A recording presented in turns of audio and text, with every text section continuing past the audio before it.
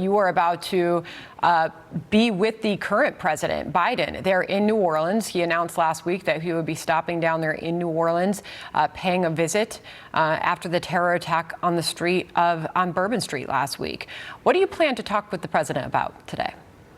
Yeah, I have two very specific acts of President Biden, some things that he can do between now and the time that President Trump takes office on January 20th. Is one, we need a presidential declaration of disaster so that we can continue to prepare for the Super Bowl and mitigate the expenses that we endured during the terrorist attack on New Year's Day. It also helps us for mitigating protective measures as we go into the Super Bowl, and then about 30 or 40 days later, we'll have Mardi Gras. So New Orleans has a lot of events, some very important events that are coming up, and we could use a lot of help. In addition to that, we're going to be asking him also in that declaration to be helping the victims as well, so that we can get support and financial aid to those victims who are either healing, or those families who are mourning. And then secondly, we're going to be talking to him about drones. We've been having a lot of drone activity over some very sensitive areas of Louisiana. You know, Louisiana has about 23% of the refining capacity in the country. We're home to 2 nuclear reactors that produce electricity here in this state. And so I'm going to be talking to him about that as well. You know, Governor, I imagine you'll also be talking about the perhaps one of his last moves, President Biden, there in office, with the announcement of the banning of offshore drilling on federal lands that will greatly affect a lot of what happens in your state.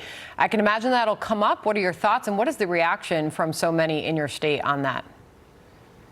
Yeah, there's a lot of anger in our state as to that. It means a lot in regards to our economy and jobs, and of course, the overall economic impact that that has on the country as a whole. I mean, we have seen 4 years of constant inflation that has basically eroded the middle class, made the poor even poorer. And at a time right now, we're dealing with, extremely low temperatures. I mean, this polar vortex that has affected a great swath of the country. We see energy prices rising, and yet here we have the Democrats on the way out the door, just sticking it to the American people one more time and just saying, don't worry, we're going to just increase your energy prices on the way out of the door. So, I will be expressing to him my disappointment on that, but certainly I believe on the 20th, when President Trump comes in, we'll be working on it, and our Attorney General is busy getting the lawsuit ready. Yeah, your Attorney General called this a direct threat.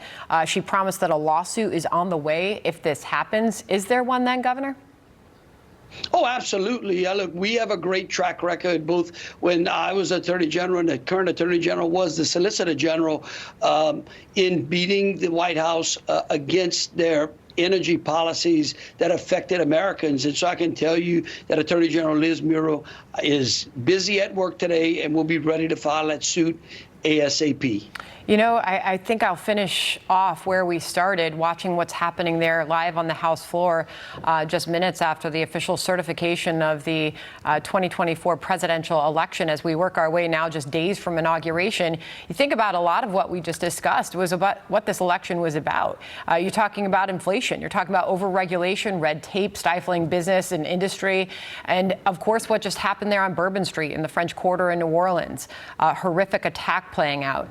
Just finally get your thoughts on this moment in history as we do just now have the official certification of the election.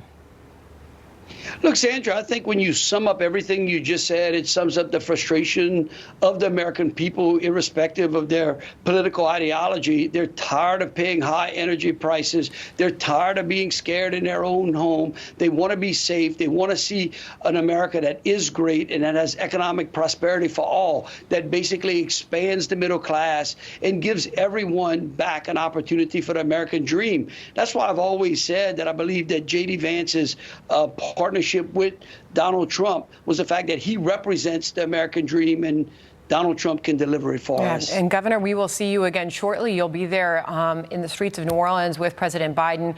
We look forward to seeing and hearing what comes from that meeting. Thank you so much, Governor, for joining us. Thank you. All right, we'll be right back.